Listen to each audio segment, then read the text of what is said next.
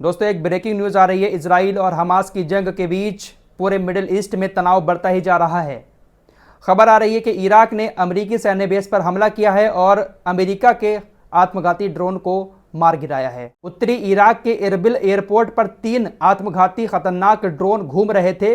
इस इलाके में अमेरिकी सैनिक और अंतर्राष्ट्रीय सैनिक तैनात रहते हैं, तो यहाँ पर 3 खतरनाक ड्रोन घूम रहे थे और इन्हीं 3 खतरनाक ड्रोन को, जिसको अमेरिका का बताया जा रहा है, न्यूज एजेंसी रॉयटर्स के मुताबिक इराक की तरफ से हमले किए गए और तीनों खतरनाक ड्रोन को मार गिराया।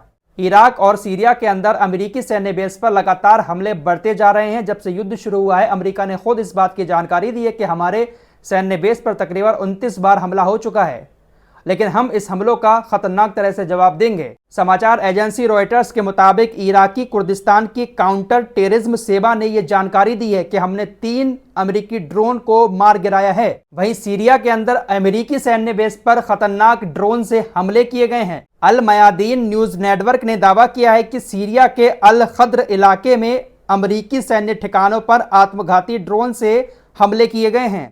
अमेरिकी सैन्य बेस पर यह हमले किसने किए हैं, अभी तक इस बात की जिम्मेदारी किसी ने नहीं ली है, लेकिन इससे पहले जो हमले हुए हैं अमेरिकी सैन्य बेस पर, इसकी जिम्मेदारी इराक के इस्लामिक रेजिस्टेंस ने ली थी। इजराइल और हमास की जंग के बीच में अमेरिका मिडिल ईस्ट में अपनी ताकत को बढ़ाना चाहता है।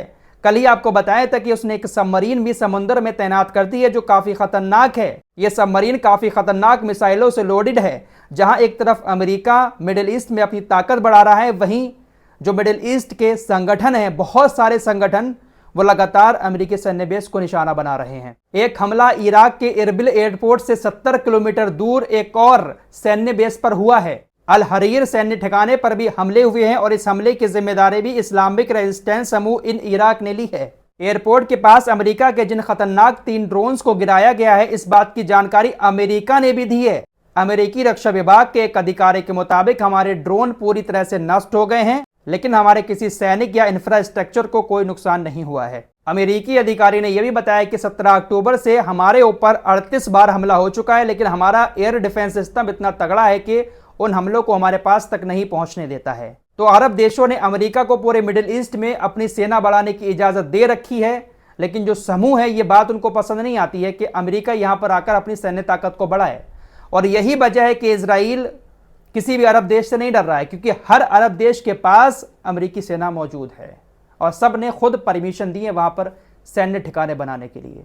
और ये सैन्य ठिकाने इसलिए बनवाते हैं क्योंकि जो अरब देशों की सेना है वो भी इनसे ट्रेनिंग लेती है। अमेरिकी सेना काफी ट्रेन मानी जाती है, तो अमेरिकी सेना वहां पर ट्रेनिंग देती है, इसलिए सैन्य ठिकाने बनाकर अमेरिका वहां पर कुछ भी तैनात कर देता है और ये इस्लामिक देश ऐसे ही देखते रहते हैं। तो इजराइल की सबसे बड़ी ताकत यही है कि पूरी तरह से अमेरिका का हाथ है और अमेरिका की पूरी ताकत मिडिल ईस्ट में फैली हुई है। लेकिन जो और संगठन है, जैसे हूती हुए या और भी जो संगठन है आसपास के, सीरिया के, यमन के, उन लोगों को ये बात पसंद नहीं है, इसलिए वो हमले करते हैं। लेकिन एयर डिफेंस सिस्टम बहुत मजबूत है, तहस नहस कर देता है ऊपरी ऊपर हमलों को। फिलहाल ये एक ब्रेकिंग न्यूज़ थी जो मैंने आपके सामने रखी। आप लोग पल पल की अपडेट जानना चाहते हैं मिडिल ईस्ट की, तो जो भी हलचल होगी वो आपके सामने मैं लेकर जरूर आऊंगा। फिलहाल इस रिपोर्ट में इतना ही। मिलते हैं एक और नई वीडियो के साथ, तब तक के लिए अपना ख्याल रखिए।